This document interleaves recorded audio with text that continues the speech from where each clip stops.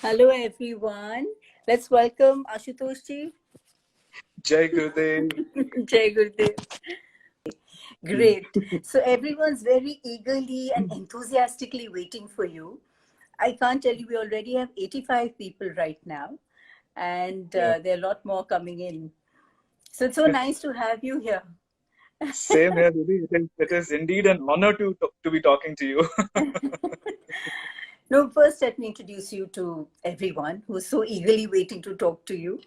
So Ashutosh ji is a highly celebrated Jyotish. And other than that, he's an MBA, he's had 10 years experience in the corporate sector and all that. But from what I hear, he was highly influenced by Gurudev since a very early age. And his father, I think, was his first teacher who taught him astrology and Jyotish. And then we would like to know more about how you took it further, and he's been practicing since the past 20 years. Can you tell us a little more about yourself so that we know who we're talking to? Sure. Yeah, I started to learn Jyotish. I developed interest in Jyotish when I was 15 years old, and my father was anyways practicing it. So using his books and his entire notes, I started to study Jyotish. During those days, my father was a government servant. He was transferred to some other place, and I used to read from his notes and books. So when he came and he saw that I'm really deep into it now, that's how he started guiding me himself on this path.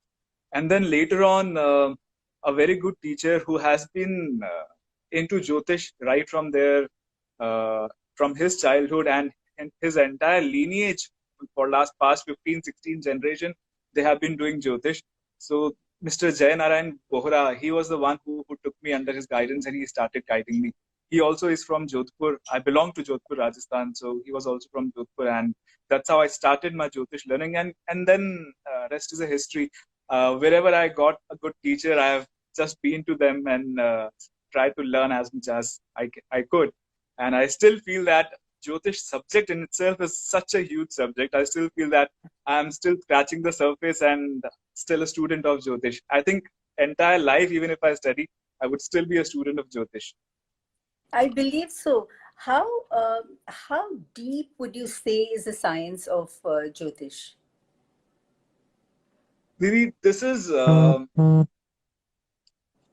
as as as I got deeper into the study of Jyotish, when we talk about the depth of the subject, it is vast as an ocean, or maybe probably vaster than or deeper than that.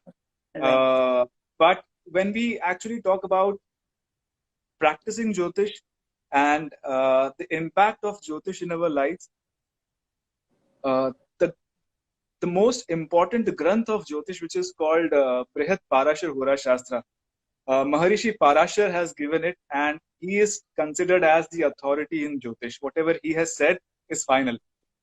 Maharishi Parashar has mentioned that Lord Vishnu has taken avatara in the form of Navagraha to sustain life on planet Earth. And then these Navagrahas energies present everywhere around us. Anything you see, anything we can touch, feel, experience, it's all Navagrahas energy. In fact, in the early days of learning Jyotish, we used to see grahas in everything. If somebody, even if my teacher is teaching in my school, I was in school when I started learning, the teacher is teaching something on the board, and I'm analyzing that this person must be Mars, this person must be Sun. So this is how you start seeing people. Everybody in my classroom, all my fellow students, I could only see planets in their faces rather than their own names and original faces. So that's how you start to get into it, and everything around. Uh, it can really go very long if we start talking about how everything else, right from Antakarana to Karana and to Vatavarana, everything is nothing but the manifestation of one or the other Graha's energy. So you would say the subtle, the physical, as well as your Yeah, surrounding. Because we absolutely. have we have people who are here from other countries as well who are joining us, and who may not understand Sanskrit or Hindi, so sort of Okay. translating it in English for them. Okay, great.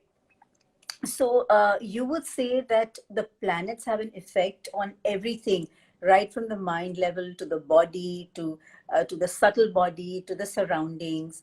So so Jyotish is a science which would be able to explain everything that is happening around us to the body.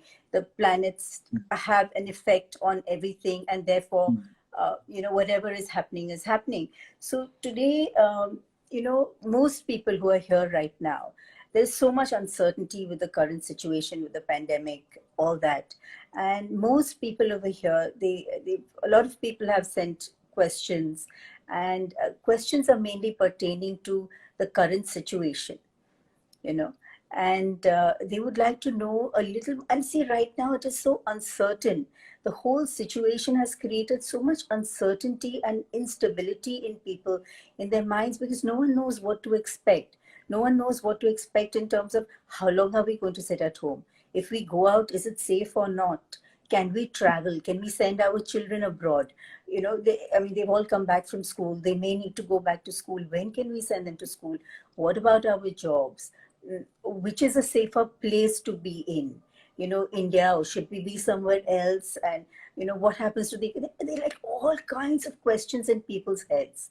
And so what we are hoping to get right now is a Jyotish's perspective on the current situation. So can you Yeah, tell us a little about that right now? sure. This all actually started with a solar eclipse that happened on 26th December last year.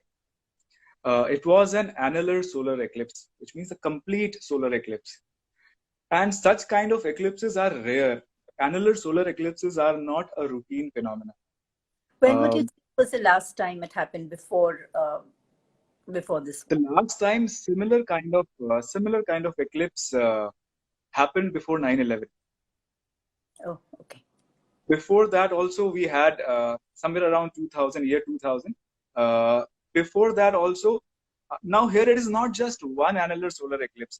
The interesting thing, what is happening right now, is we are getting another solar eclipse within 6 months, and that's to an annular solar eclipse. Um Having And a an long annular one. solar eclipse, Sorry. uh, Continue. yeah, having an annular solar eclipse itself is a rare phenomenon, and having two within 6 months is even rarer. Before this, the last time it happened was in 1981, 82. Around that time, when all the riots in Khalistan, Punjab, has begun, and emergency was announced. All these things happened. Before that, Correct. it happened in 1965, around Pakistan, Bangladesh rift was happening, and India had to participate in between. Before that, it happened in around 1920, when the plague got spread all over the world. It was again a pandemic. Uh, Before that, it was around 1902, when the First World War also Ashutosh started. ji is scaring us, you know that. Yes, so having two solar eclipses, this Right. kind of solar eclipses, is definitely not a good indication. It definitely shows, it is a way of planets to indicate that yes, now our planet Earth is going through some major transformation. Be prepared for it. The good part here is, before the next solar eclipse, we already had a lunar eclipse. Few days ago, on 5th of June, we had a lunar eclipse, and on 21st, we are going to have another solar eclipse. So this lunar eclipse falling before a solar eclipse actually mellow down the effects of the coming solar eclipse. So Oh, that's good. in one way, that's a good news. Yeah. The last solar eclipse, how I have also explained in my previous videos, the solar eclipse happened in a special nakshatra called Nriti. Nakshatra was Mula Nakshatra, and the deity of this nakshatra is called Nriti. Nriti translates to calamity. So a solar eclipse in itself is a problematic thing, and it is happening in a space of calamity. When I say nakshatra, it is just the sky is divided into 27 equal space, uh, and each segment is called one nakshatra, and it has some inherent properties. So it happened in the space of Mula nakshatra, which is ruled by the deity called Nriti, which translates to calamity. And in Puranas, it is mentioned that Nriti is the daughter of Adharma and Ahimsa, which means unrighteousness and violence. So, whenever there is an upsurge of unrighteousness and violence in the world, Nriti is born, and last solar eclipse was indicative of that. Now, Nriti also has two sons, fear and death. So once Nriti has emerged, once the calamity has emerged, it again give birth to these two things which we have been seeing from past 6 months now. Right. But the coming solar eclipse is a good thing again here, is happening in nakshatra called Mrigashira nakshatra. And there is another nakshatra. There are two nakshatras involved here, Mrigashira and Ardra nakshatra. Mrigashira nakshatra is ruled by a devata called Soma. Soma is that element. If our viewers know a little bit about Ayurveda, Soma is that element in our body which enhances our immunity, which enables us to fight diseases. Now, anything which cures or any kind of vaccination, the basis is Soma. Right. So now this Grahan is happening. Now Grahan is a kind of phenomena which is equated with Rahu, one of the grahas in Jyotish. And Rahu is the planet of research and innovation. Something new, something futuristic. If something is happening around which is very new, modern and futuristic, it is because of the blessings of Rahu. So whenever a Grahana happens, the Rahu energy becomes very intense. And because this is happening in the nakshatra of Mrigashira, who's ruled by Soma, there is a good possibility that after this Grahana, coronavirus vaccine may come up. Right.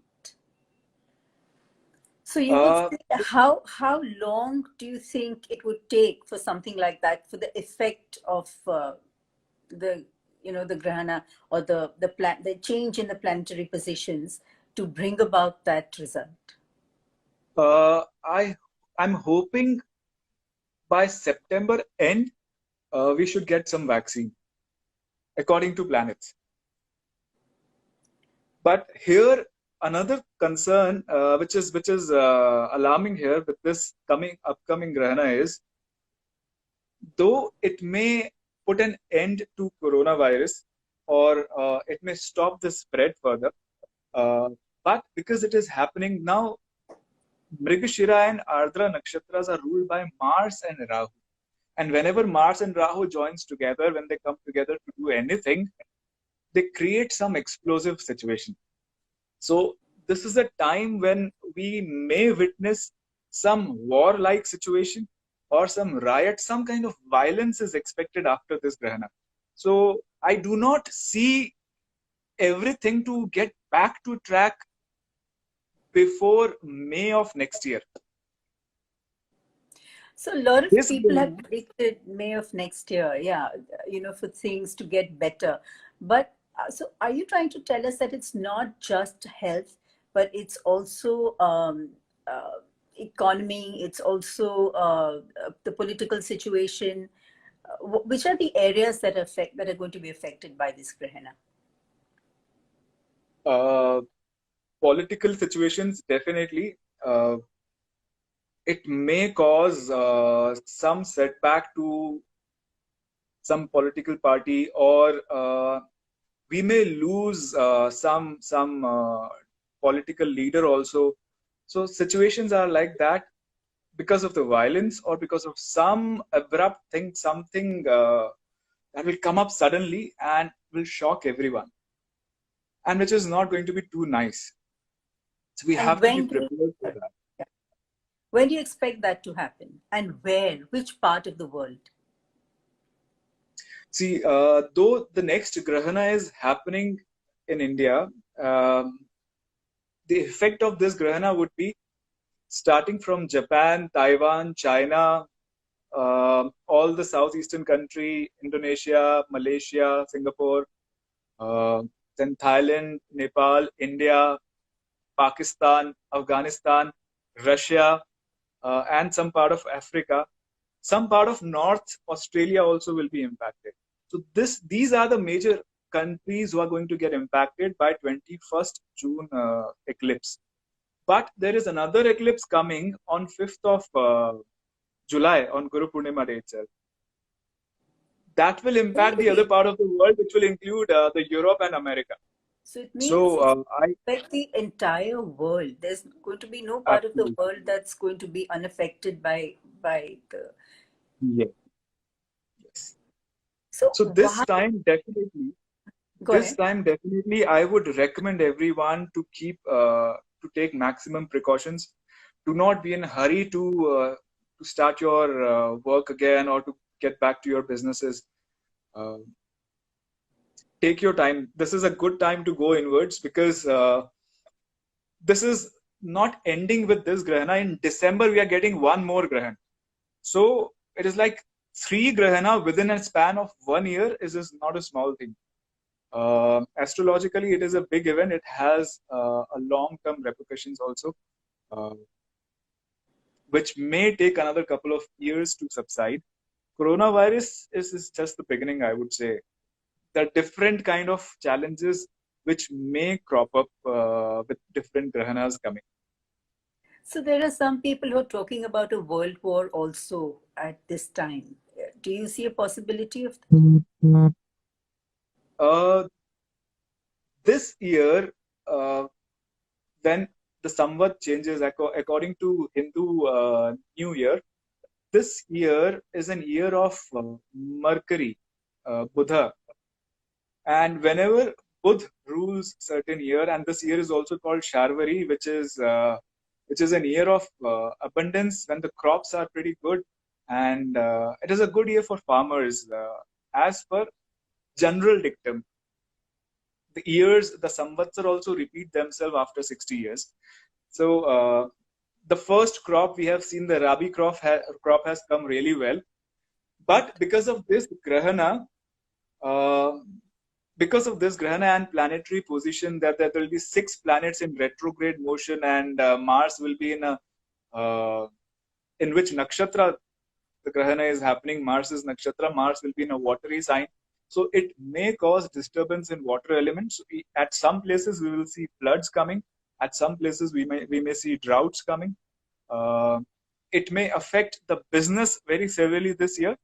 All the reserves may be exhausted because of certain planetary position. Rahu in Mithuna Rashi and Ketu in the ninth Rashi. Mithuna Rashi is the third Rashi, and the third house, we say in Kala Purusha Kundali, the third house is the house of constant effort. We do all small efforts through third house, and the results of all these third house is in the ninth house, wherein the Ketu will be transiting this year.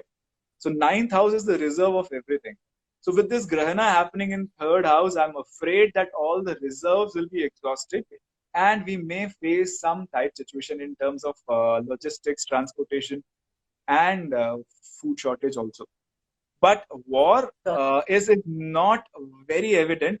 There are possibilities of violence, some kind of rift between countries, some kind of fight which is at diplomatic or political level. We are also going to have one international meeting wherein India, there's a good chance China was part of that, the Security Council of the World.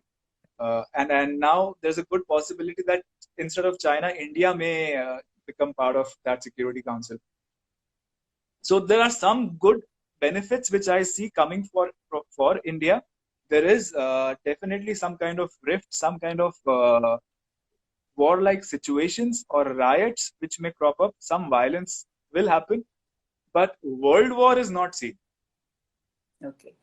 And so there are a lot of people talking about India, entering its superpower phase. Do you see that happening? Yes. Uh, India is considered is related with the Rashi called Makara Rashi, Capricorn. And in Capricorn, this year we have Saturn, and most of the time Jupiter will be spending time in Capricorn. Whenever Jupiter and Saturn comes into one Rashi together, it gives really depth and leadership to that. The spotlight is on that part of the world, which is India. So India is going to play a very important role during this entire tough crisis period. When do you see the economic situation get better, both in India and the world? Because we have people from all around the world and people are concerned about their countries as well. Next year, probably April or May next year. Before that, the job market, real estate, or any stability, it is difficult. You spoke about retrograde, and I had a question. Someone had a question as they needed to understand what retrograde is, what it means when you talk about a planet going into retrograde. See, planets are moving in their orbits, and they're moving at different speeds. For example, this is Earth and this is Mars. Mars is moving a little slowly because it is in the outer orbit, and Earth's relative motion is a little fast. So if this is Earth and this is Mars, Earth is moving fast. When Mars coming closer to Earth, but Earth's speed is moving fast, so a planet seems to be going a little backward. So it is not an absolute term, it is a retrograde, but relatively it seems to be going backward from the Earth, which is considered as a retrograde motion by rishis. In application, we say when a planet is retrograde, when it is about to get retrograde and planet is retrograde, it happens only when a planet is very close to Earth. In its closest point to Earth, that's when Earth starts to drift away from that planet. So when a planet is retrograde, it is considered as it is 3 times more powerful. It has more impact on planet Earth. Also, if we talk in proper astrology terms, there are 2 planets who are always direct, Sun and Moon, because Earth's movement, it is Earth who is moving. Moon is of course around Earth, and Earth is moving always around Sun. So the relative motion is always going to be direct. All other planets can become retrograde. There are 2 planets who are always retrograde. They are never direct. These are called Rahu and Ketu. So because of the Earth's movement, these are the shadows. So whichever direction Earth is moving, the shadows will move in the opposite direction. So that's how Rahu and Ketu are considered to be always retrograde. Sun and Moon are always direct. Sun and Moon are Devatas, Rahu and Ketu are Asuras. We have heard the story of how in Mohini Avatar, Lord Vishnu cut the head of Rahu while he disguised himself as a Devata and went into the line of Devatas to have elixir of immortality. And Lord Vishnu recognized and cut this Asura's head, but by that time he has already sipped Amrita, the elixir of immortality, and he became immortal. So now because he has tasted the elixir, now he had to be given place amongst Devatas, but he is an Asura, he cannot be in Devatas. That's why Lord Vishnu gave him a place amongst Navagrahas. So Rahu Ketu are Asuras, and Sun and Moon are Devatas. Sun and Moon are always direct, Rahu and Ketu are always retrograde.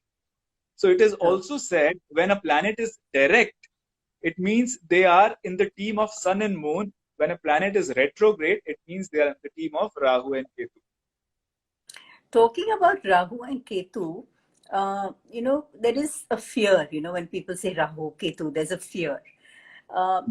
Is it that Rahu and Ketu may not affect us so much if you're on the spiritual path, if you're a meditator, that it may not touch you, it may even help you on the spiritual path? Yes. Rahu and Ketu are 2 planets. Sorry, go ahead. Yeah. They are 2 planets who really immensely help you on spiritual path. Can you explain that?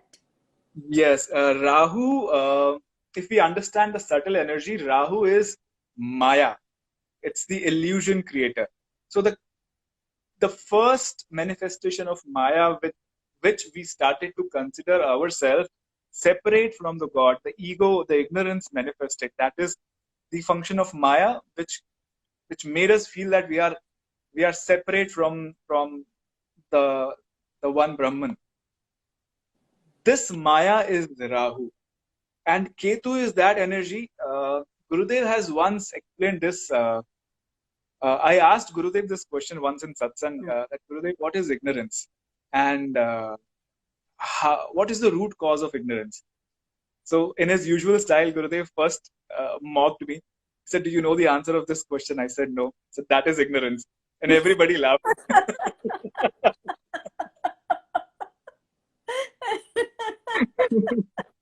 That is so him.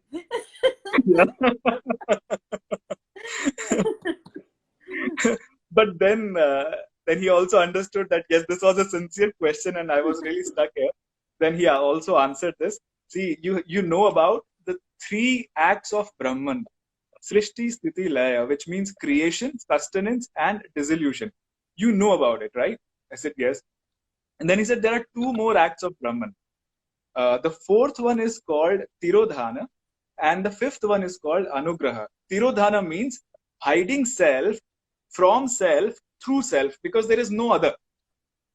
Right. So it is like hiding self. I'm hiding myself. This is also me. I am also me through self from myself.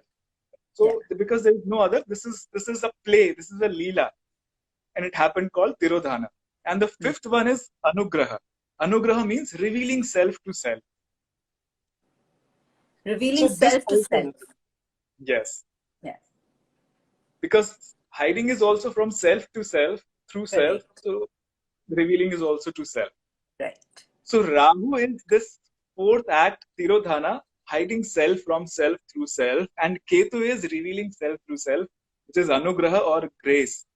So Ketu is also called Moksha Karaka. Ketu is the planet which gives you enlightenment. Yes, it reveals self to self, right? Yes. And one of the most important planets that define your spiritual potential is Rahu in your chart. Can you explain that again?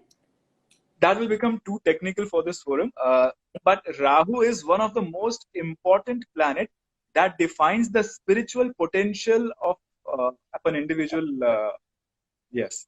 And what is the role that Shani plays? Because Shani is another planet which people fear. Yes.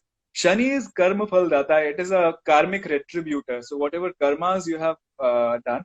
Okay, let me explain this in another way. So the light of Brahman, the light of self, is sun. The Maya that veiled this light is Rahu. So the moment Maya veiled this light, a jiva, an ignorance was born, and a spirit, an individual identity was born. Suddenly, this identity started to feel very small, very limited, because until now, it was part of the infinite, and suddenly it has become limited. So it starts to feel a deep longing and a deep sadness or deep vacuum that something big has been taken away. So this longing, this sadness or this vacuum is Saturn. Okay. So Saturn is whenever we feel lack, whenever we feel miserable, or we feel absolutely lonely, we may label it to anything in this world, but this is Saturn's energy crying within you to get one with that Almighty again. So Saturn is the planet. Guys. Absolutely, absolutely. So whatever Saturn misery, is a blessing, Rahu is a blessing, Ketu is a blessing. They're all blessings, actually. That's why the first thing I said is Lord Vishnu himself to sustain the world has come into 9 grahas. How can any graha be bad? Right. And not only that, they're even necessary on the path, because Saturn is something that's going to create so much pain in you that you will definitely ask questions. You will definitely say, I want the light, show me the light. Saturn. So, you go through that dark tunnel looking for light at the end of it. So, and then the same thing with Rahu and Ketu again. But if we talk only about the spiritual aspect, then a lot of people get scared that, only through misery are we going to whenever Saturn Rahu period is coming, which it shows that some misery is coming, some difficult time is coming. I have seen Saturn giving amazing success. Saturn makes you very disciplined and hardworking also. If you have good Saturn, in fact, if you are very hardworking and very disciplined, it indicates that you have a good Saturn, and Saturn will not do any harm to you, but it will reward you for your discipline and hard work. Same way, Rahu and Ketu. Rahu is an innovator. He thinks out of the box. If you are ready to go out of your comfort zone, if you can really go beyond what the routine things are, Right. that's when Rahu supports you, and Rahu makes people innovators, researchers. Good film directors are Rahu. The camera is Rahu. Oh, so there is a Yes, positive to it as well. yes, yes, definitely.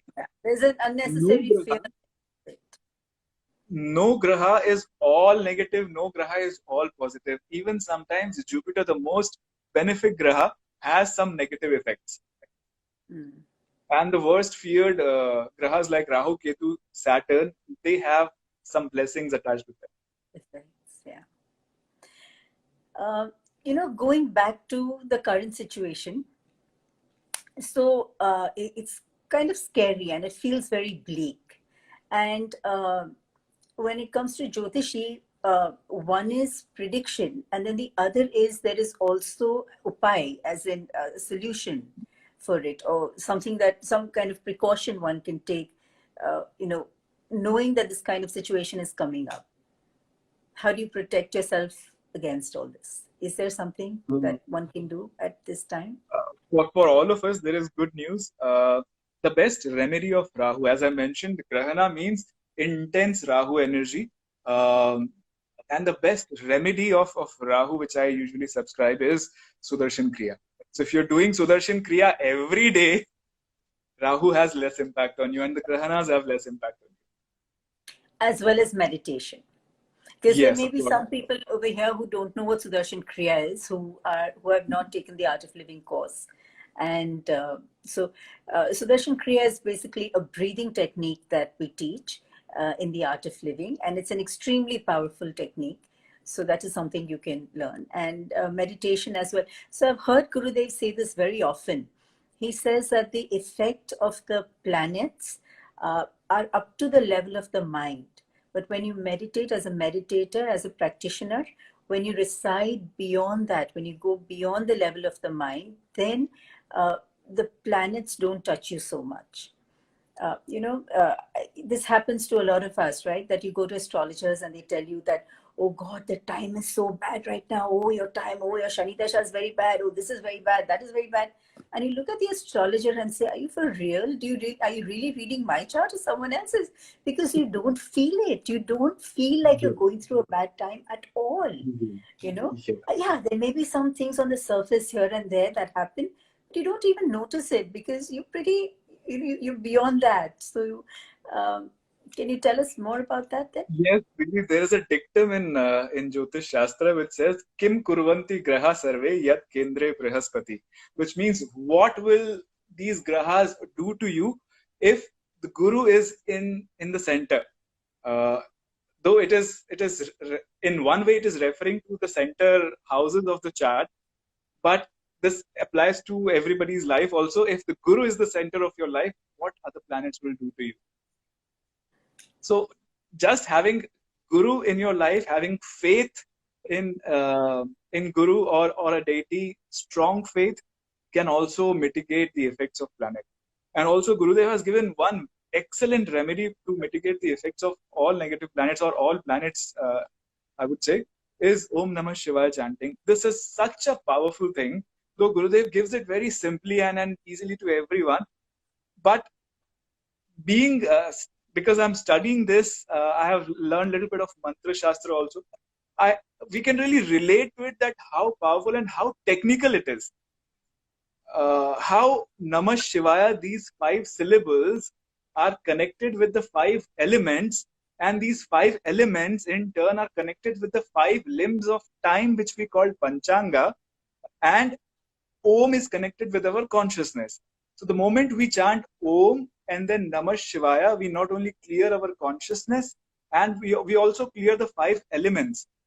And the perception of time, the definition of time, as I always, what I have understood and learned, and I always share with others, is uh, when consciousness moves through matter, it gives us a perception of time. So there are two main things involved: consciousness, matter, and movement. Three things. When consciousness moves through matter, it gives us a perception of time. A few days ago, Gurudev was talking to God Gopal Das ji, and he also quoted this: "Life is an age is an issue of mind over matter. If you don't mind, it doesn't matter." So it is actually mind moving through matter which is giving everything, which is giving us all this perception. So consciousness, just chant Om, and then your consciousness is vibrating with the highest energy. And Namah Shivaya, all 5 elements around you will vibrate with that energy. So when all 5 elements are on higher energy, your consciousness is on higher energy, the movement is very smooth. Your time, your panchanga is purified. Your panchanga is purified, which means your day is set. No other remedy needed. And I've heard This Gurudev is say that chanting Om Namah Shivaya protects you from your own karma. It forms a cocoon, it puts you into a cocoon, and it protects you yes, from your own karma. And you've sort of yes. explained the technicalities of it, of how that Mhm. really works. Yeah. There are And it many also things takes which you, Gurudev has, Didi, one important thing, there are huh, many things which Gurudev has given us, like Padma Sadhana and Hari Om meditation. right. Hari Om meditation, if somebody does it for 48 days regularly, every Hari Om meditation after 48th day will work like a Navagraha Homa. All planets are pacified if you practice Hari Om meditation every day, just this much. And of course, Sahaj is extremely powerful. Talking about mantras, there's one question that has come up, and someone was asking that, if can you chant on someone else's behalf? Would it help them? And the specific question was, can you do the Mrityunjay mantra for someone else? Say if someone is ill and Uh, unable to do it for themselves. That was their question. I always recommend get it done, get a proper anusthana done through some learned pandits who have practiced it, and have been initiated into it. If you have been initiated, you can definitely chant. But if you have not been initiated, then either get the initiation done and practice first for yourself before chanting it for others. If you have not done it yet, I would recommend get it done from a learned pandit who have been initiated and who have done his own sadhana on that mantra. Then it is very effective for others. So we also have questions now. There are questions which are more related to people's lives. Like there are so many questions I have received today about their children. Children who've come back from, they've all studying abroad, some in England and some in America and some in Australia, some here, some there, wherever they've all come back. And now they're wondering, when do we send the children back to study? Is it safe for them to go right now? Our country is taking in people again. I don't think so. The international flights have begun. But anyways, I do not see it safe. The best would be from April next year. But in case you have to go early, because if the schools open up or colleges that they are asking them to join back, then I would suggest everyone to wait at least till October end, November. October this year, October, November this year. But Yes. you would recommend April next year. Yes. Safest would be April next year. And are there any particular countries that are safer, and certain countries that, may not be that safe to go to? As of now, whatever is happening in the cosmos, astrologically, it is impacting every country. Equally. So I wouldn't say. In fact, if we have to say a safe country, I would say India. At least Jupiter will be in India's Rashi, and because of the spiritual strength of India, India seems to be the safest place for now. Okay. We do have some more questions about marriage. I have got so many questions about how important is it to match horoscopes before getting married? Very important. Very important. Yeah. Can you please explain? Because there's some people who are hoping you did. To get your horoscope matched, but remember, just matching the Ashtakut out of 36, I have 25 point or 30 point or only 12 point. That has very less impact. There are many other things apart from Ashtakut that needs to be matched. The entire planet placement for both the charts have to be seen and then collated and matched properly. Not only in your Lagna chart, but also there are divisional charts called Navamsha, which is important for marriage. There's much more things to be many more things to be matched rather than just the points out of 36. If I get 30, it is good to marry. Definitely, that's not the way to match the chart. But matching chart, extremely important. I personally believe that. Do not. So, say that the love has overtaken and it doesn't match, the horoscope doesn't match. Is there some upay for that as well? The usual upay in such cases I give is wait for another couple of years. You'll see by yourself how much love it is. Because planets are indicating, yes. Yes. Planets are indicating something what you are not seeing right now. You are blinded by your emotions, and then you're not seeing how it is going to turn for you. So it is always good to wait then. Do we have time? I think we may have just a little time. Just a little time left.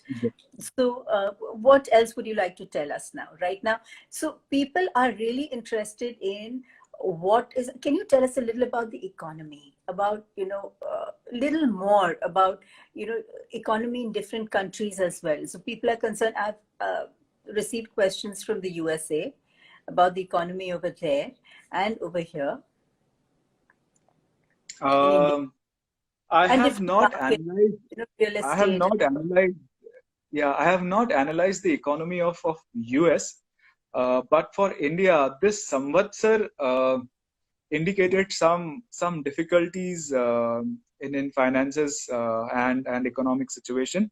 But it also indicated some lady to take lead and play a very crucial role in strengthening and holding the economy. And fortunately, our finance minister is a lady. So, when do you see? So right now, she's getting a lot of flack for everything that's happening in the country. But do you believe that some decisions that are being made right now may turn out to be beneficial in the long run, which people cannot see right now? Yes, definitely. Any decision coming from our finance minister will be fruitful. And when do you see the outcome of that? See, the next few months are definitely not very good for economy. Especially after this Grahana, I would say for another 3 months, do not risk any investments. After November, things may start to stabilize. And when Jupiter transits to Aquarius, that will happen in March of 2021. That's when we see certain positive things, some stability coming back in financial situation and economy, markets, everything will be stabilized. But what about companies, about people who are already invested? What about them? What would you suggest? Here, more than an astrologer, I would talk from a perspective of a banker. I've been into banking also. I've been guiding people. Yeah. You're a banker, yes. So I would suggest this is a good time. Systematically pour in more money. Pour in more money. Yeah.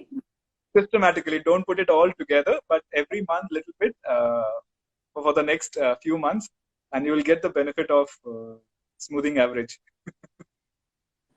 Okay. Well, it's been very nice to have you, Ashutosh ji, on this talk. We don't have much time. I don't think we have any time left right now. So there is a lot of requests coming in for part 2 on this. Would you be open to that? Would you like to Yes, come yes. back? Shall we do a talk I'll be, again I'll be sometime glad. soon? I'll be glad to talk to you again.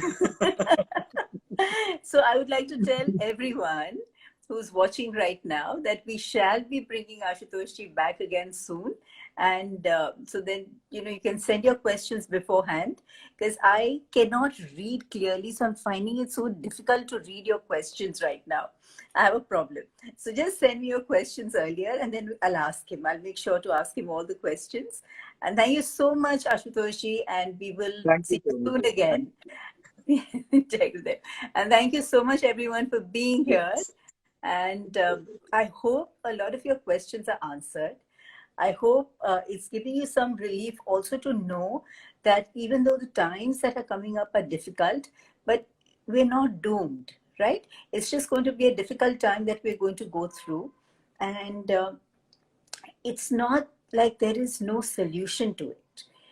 So as Ashutoshi said, the main solution is it's a foolproof solution is meditation, do your Sudarshan Kriya, and have faith. Have faith and know that this time will not last forever. Time will change. Time changes constantly. And is there One, any other solution you would like, anything else yes, you want to say? one more thing I would like to add here.